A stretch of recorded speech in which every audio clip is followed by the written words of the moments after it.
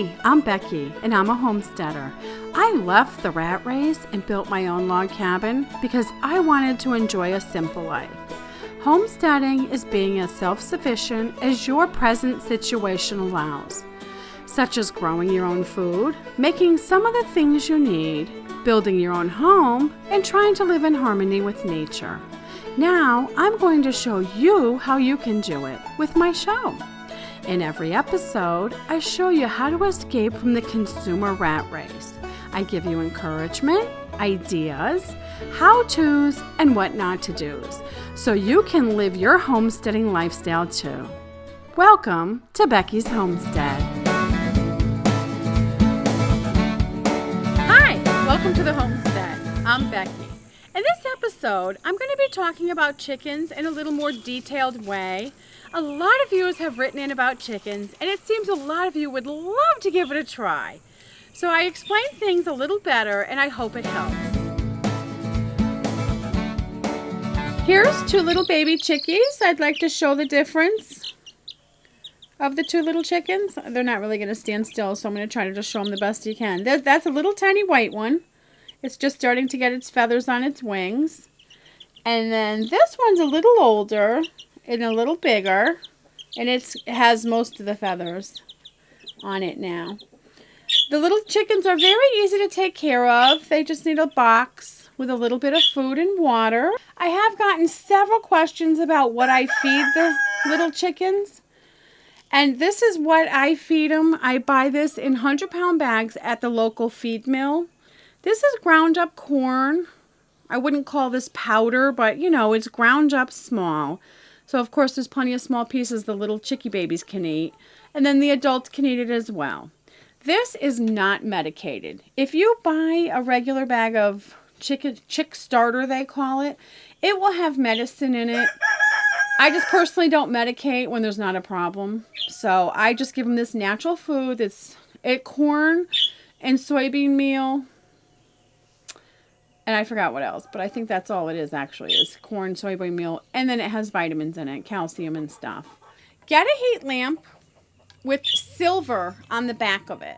And what the silver does is it projects all the heat forward and not really out the back of the lamp. So I would encourage anybody that has the property and the homestead to go ahead and give it a try. And then of course the plus is the nice fresh eggs you'll get when they grow up. This is Jet Li. He's a rooster, and what that is a male chicken. And I want to show you specifically the difference. Let me see if I can move him a little closer.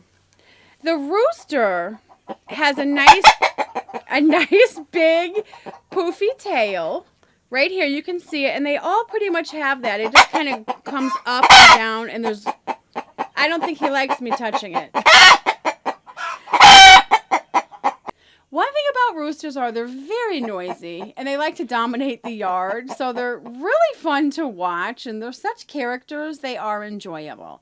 But if you're picky about noise, you might not want to get a rooster, and you might want to just get the hens. But he's very pretty, and roosters come in all different colors, and they always have the big, pretty tail feathers. So they're handsome boys running around the yard. Most people just choose to have one rooster. A lot of times if you have more than one, they will fight. And on their feet, you can see they have these big pointy toes that are up high. And they're called spurs. And I'm going to try to touch one so you can see specifically what I'm talking about is this one right here.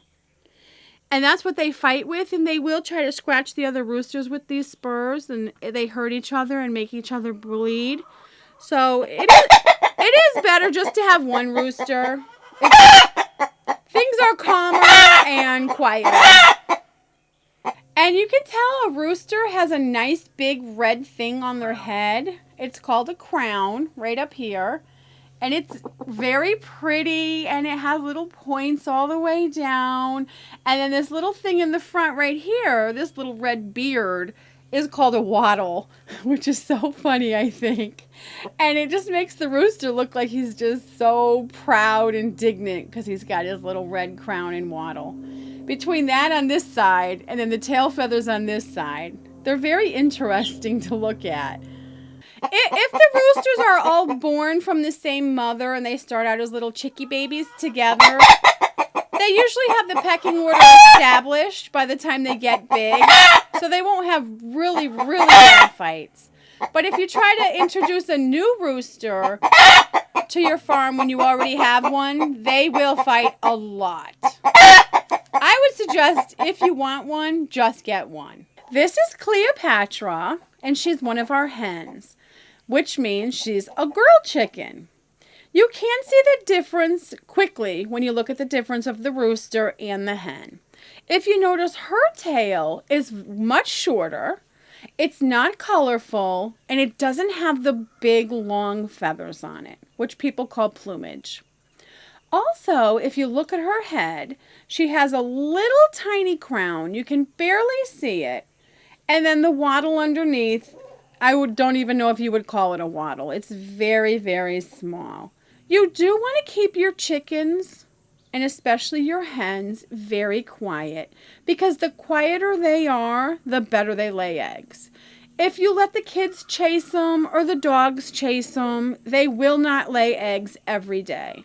You can have hens and have eggs without having a rooster. You can eat the eggs, they will just never hatch into chickie babies because they're not fertilized. So either way, with or without a rooster, as long as you have your hens, you'll have nice eggs on your farm. The biggest problem most people don't realize that they have is stress on their hens. If you let the kids chase them around or the dogs chase them around, you will not get good egg production. Our coop is in the woods, it's very quiet, and I get so many eggs from 6 chickens, it's more than one family can eat. So have a nice coop with laying boxes and keep your hens well fed and nice and quiet. And besides that, it's really easy and fun to keep chickens. Chickens can pretty much eat all your scraps on your homestead. I have a few things here I just would point out quickly. It's oatmeal. Cooked or uncooked, the chickens will eat it. Here's some dry kibble, which is dog food, and the chickens will actually just swallow those big pieces whole. Rice, brown rice or white rice. Again, you can cook it, or if you have some in the bag that's raw, they'll eat that too. Some popcorn, they'll eat that. I have a tomato here that got a little moldy. I just cut it up in little pieces and I'll feed that to the chickens. Also bread, of course, any kind of bread.